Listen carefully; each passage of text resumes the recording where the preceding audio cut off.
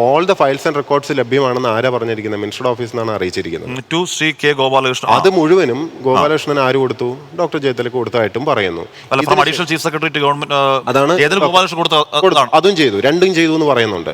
5 മാസം കിട്ടി. അതിനുശേഷം കെ ഗോപാലകൃഷ്ണൻ ചുമതല ഏറ്റെടുത്തിട്ടില്ല. അത് അദ്ദേഹം അതൊന്നും എനിക്കറിയില്ല. ഇലക്ഷൻ തിരക്കിലാണ്. അതൊന്നും എനിക്കറിയില്ല. ഞാൻ 3-ാം മാസം പോയി. പക്ഷെ അതിനുശേഷം കെ ഗോപാലകൃഷ്ണൻ IAS ചുമതലയേറ്റ് ഈ രേഖ പരിശോധിച്ചു. രേഖ പരിശോധിക്കുമ്പോൾ കെ ഗോപാലകൃഷ്ണൻ പിന്നെ കത്തെഴുതുന്നുണ്ട്. I had received documents related to Unnathi, vide reference so and so. On verification of agenda notes 1 and 2, some of the documents are not available even now എന്ന് അദ്ദേഹം 3/7/2024 എഴുതുന്നുണ്ട്. ഏതാ ഡേറ്റ് വായിക്കൂ? 3/7/2024. 7-ാം മാസം ഇതൊക്കെ നഷ്ടപ്പെട്ടു എന്ന് പറയുന്നു. എപ്പോഴാണ് ഇയാളെല്ലാം കൊണ്ടുപോയത്? 5-ാം മാസം. ഞാൻ പറഞ്ഞത് 2 മാസം ഗോപാലകൃഷ്ണൻ ഓഫീസിലില്ല. അദ്ദേഹം വേറെ ഡ്യൂട്ടിയിലാണ്. അല്ല, അതൊന്നും എനിക്കറിയണ്ട. എന്റെ ചോദ്യം ഇത്രയും അല്ല, എനിക്കറിയണ്ടല്ലോ. ഞാൻ ഏത് മാസം പോയതാ? ഞാൻ 3-ാം മാസം എല്ലാ രേഖയും ഏൽപ്പിച്ചിട്ട് പോയ ആള് ഏതാണ്ട് 1 കൊല്ലം കഴിഞ്ഞിട്ട് പറയാം എല്ലാ രേഖയും നിങ്ങൾ മിനിസ്റ്റർ അടുത്ത് കൊടുത്തു. ശരി, ആ രേഖകൾ മുഴുവനും ഡോക്ടർ ജയതിലക ഏറ്റെടുത്തു. ശരി, അത് മുഴുവനും ഗോപാലകൃഷ്ണൻ കൊണ്ടുപോയി. ശരി, 2 മാസം കഴിഞ്ഞിട്ട് പറയാം 10 മാസം മുമ്പ് എല്ലാം ഏൽപ്പിച്ചിട്ട് ആ ചെയിനിന്റെ അങ്ങേ അറ്റത്ത് ഇരിക്കുന്ന ഞാൻ ഇനി ഈ ഫയലൊക്കെ കണ്ടുപിടിച്ചു കൊടുക്കണം. ഇനി അതും പോട്ടെ, ശരി, ഈ നഷ്ടപ്പെട്ട എന്താണെന്നും കൂടെ ഒന്ന് വായിക്കാമോ? അല്ല, എന്റെ ലിമിറ്റഡ് പോയിന്റ് ഇതാണ്. എന്റെ ലിമിറ്റഡ് പോയിന്റ് എന്ന് പറഞ്ഞാൽ ഇപ്പൊ വെളിപ്പെട്ടു. ഞാൻ പറഞ്ഞു, എൻ പ്രശാന്ത് മന്ത്രിയുടെ ഓഫീസിൽ കൊണ്ടുകൊടുത്ത ഫയലെല്ലാം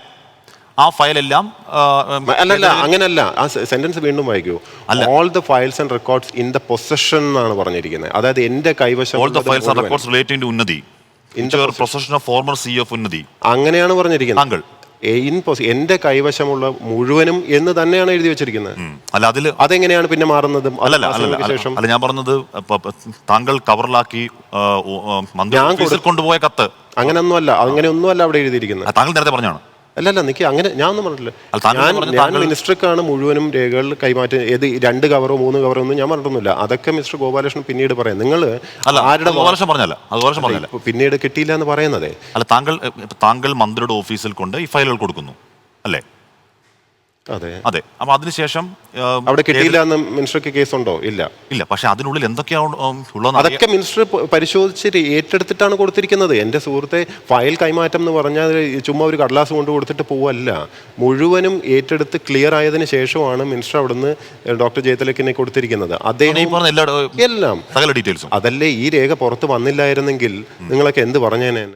7/6 പിന്നെയും കെ ഗോപാലകൃഷ്ണൻ എഴുതുന്നു, ആർക്കാണ് അഡീഷണൽ ചീഫ് സെക്രട്ടറി. അതിലും പറഞ്ഞത് തന്നെയാണ്. അതെ, ഇവര് തമ്മിലാണ് എഴുതിക്കൊണ്ടിരിക്കുന്നത്. As per the collected files, I wish to bring your kind attention that the following items and the items detailed in the annexure 2 and 2 are also needed for the effective functioning of Unnati, which are not available even now. എന്ന് പറഞ്ഞു ചോദിച്ചുകൊണ്ടിരിക്കുന്നത്. Simple ചോദ്യം ചോദിക്കട്ടെ.